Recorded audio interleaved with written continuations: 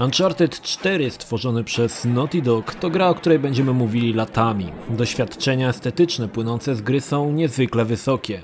Jakość grafiki, animacji oraz poziom detalu jest wręcz absurdalny. Począwszy od malutkich rzeczy, których pewnie nie zauważysz, aż do kolosalnych elementów scenografii. Wszystko zostało wyszlifowane na połysk. W tym filmie postaram się przedstawić Ci rzeczy w Uncharted 4, których pewnie nie zauważyłeś. Są to detale, maleńkie smaczki, które wraz ze wszystkim, co otacza Nathana Drake'a, buduje niesamowity klimat przygody, w którym można się całkowicie zatracić. W grze fizyka jest wyjątkowo dobrze zaprezentowana. Setki elementów fruwających w powietrzu i reagujących na siebie robią wrażenie. Jednak mnie zainteresował pewien ciekawy fakt. Postacie w grze mają swoją wagę. Doskonale to widać podczas bujania się na przeróżnych belkach, które pod wpływem ciężaru bohatera uginają się. Mało tego, wygięcie jest mocniejsze, im postać jest bardziej oddalona od punktu zaczepienia. Doskonałą sceną ukazującą walory silnika fizycznego jest scena słynnej ucieczki jeepem przez miasto. Jest to jedna z najbardziej dynamicznych sekwencji. Po drodze niszczymy setki obiektów, które rozpadają się na dalsze setki osobnych elementów. Jednak to, czego pewnie nie widzieliście, to to, że podczas ucieczki w pewnym momencie lądujemy na dachach samochodów ustawionych w jakimś szrocie. Samochody pod wpływem naszego jeepa deformują się i uginają, choć widać to tylko dosłownie przez parę klatek animacji.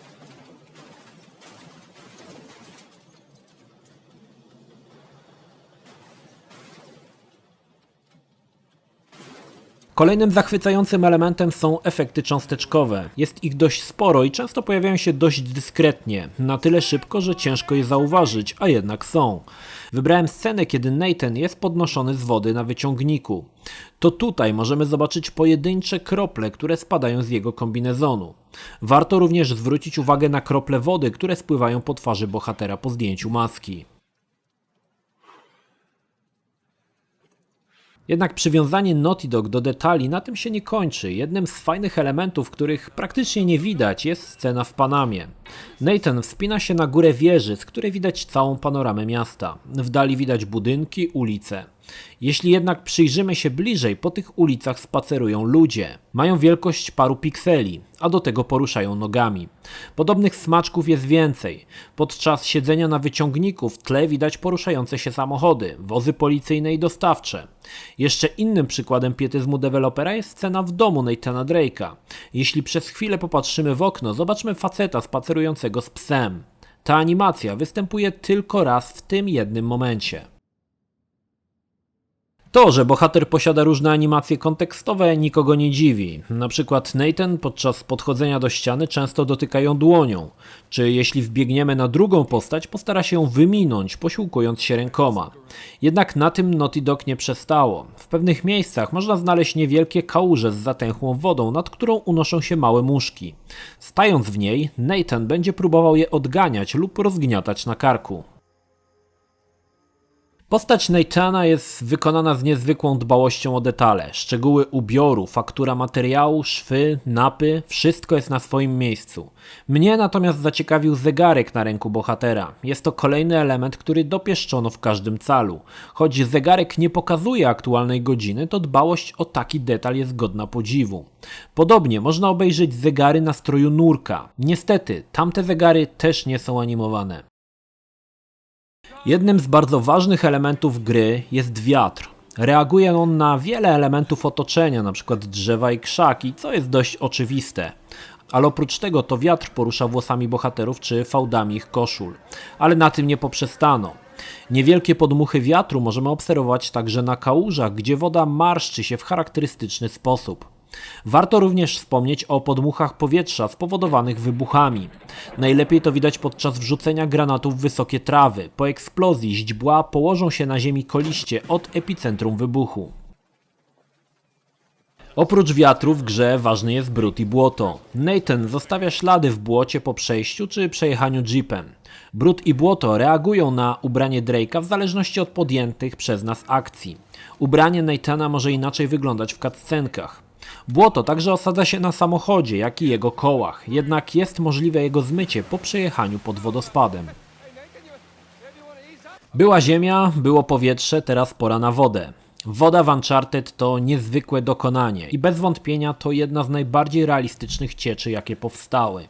To połączenie fizycznego oświetlenia z refleksami, ale o tym kiedy indziej. Woda w Uncharted zachowuje się inaczej w zależności od sytuacji. W czasie sztormu jest ciemna i nieprzenikniona, jednak warto zwrócić uwagę na samym początku na wybuchające pod wodą rakiety, które na parę chwil podświetlają ciecz na jasno-niebieski kolor. W wodzie widzimy również odbicia całego świata i bohaterów, co w sumie nie dziwi, ale warto zwrócić uwagę na cienie, które inaczej wyglądają, gdy padają na wodę, a inaczej na stałym gruncie. Cień jest bardziej rozmyty, jakby został przefiltrowany przez taflę wody. Jednym z najważniejszych elementów gry jest oświetlenie. Gra korzysta z tzw. Global Illumination, które wyjaśnię w innym filmie. To dzięki niemu gra wygląda tak realistycznie. Warto jednak zwrócić uwagę na światło latarki. Skierowane światło powoduje, że obiekty rzucają cień. W sumie to nie jest nic nowego, ale tutaj zadbano nawet o taki detal jak łza w stole bilardowym, która rzuca odpowiedni cień siatki na podłogę. Absolutne mistrzostwo. Dodatkowo gra korzysta z tzw. subsurface scattering, czyli rozpraszanie światła w obiektach półprzezroczystych. Najprostszym przykładem jest przyłożenie włączonej latarki do palca. Zauważycie, że palec świeci się na czerwono. Samym procesem zajmiemy się kiedy indziej. Dodam, że gra korzysta z tego samego efektu.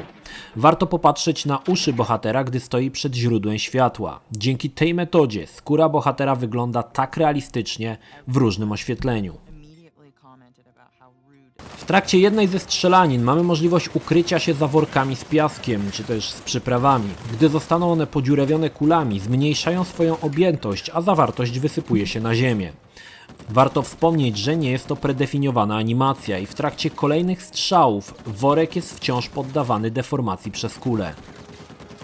Włosy bohaterów to kolejna ciekawostka. Choć gra nie korzysta z zaawansowanej symulacji TraceFX, którą wykorzystują dwa ostatnie Tomb Raidery, to włosy zachowują się niezwykle realistycznie. Jak wspomniałem wcześniej, reagują na podmuchy wiatru. Ale zwróćmy uwagę, jak światło przenika przez nie na samych końcach. Szczególnie widać to na włosach Nadine. I choć, tak jak wspomniałem, nie jest to TraceFX, jest to zdecydowanie krok naprzód w kierunku realistycznego owłosienia.